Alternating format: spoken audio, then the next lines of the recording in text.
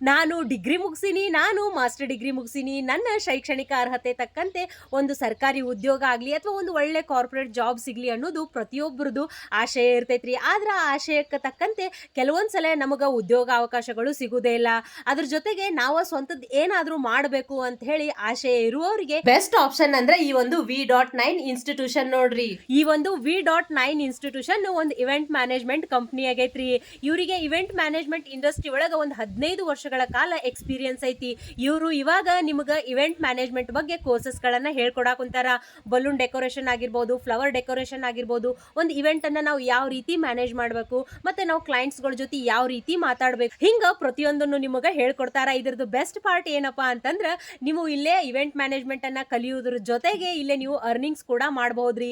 ಯಾಕಂತಂದ್ರೆ ಇವರು ಸಾಕಷ್ಟು ಇವೆಂಟ್ಸ್ ಗಳನ್ನ ನಡೆಸ್ತಿರ್ತಾರ. ಅಲ್ಲೇ ಲೈವ್ ಆಗಿ ನಿಮಗೆ ಯಾವ ರೀತಿ ಇವೆಂಟ್ ಗಳನ್ನ ಮಾಡಬೇಕು ಅನ್ನೋದ್ರ ನಾಲೆಜ್ ಅನ್ನ ಕೊಡೋದ್ರ ಜೊತೆಗೆ ಅಲ್ಲೇ ನಿಮಗೆ ಕೆಲಸದ ಅವಕಾಶವನ್ನು ಕೂಡ ಮಾಡಿಕೊಟ್ಟು ನಿಮಗೊಂದು ಆದಾಯದ ಮೂಲವನ್ನು ಕೂಡ ಮಾಡಿಕೊಡ್ತಾರ ನೋಡ್ರಿ.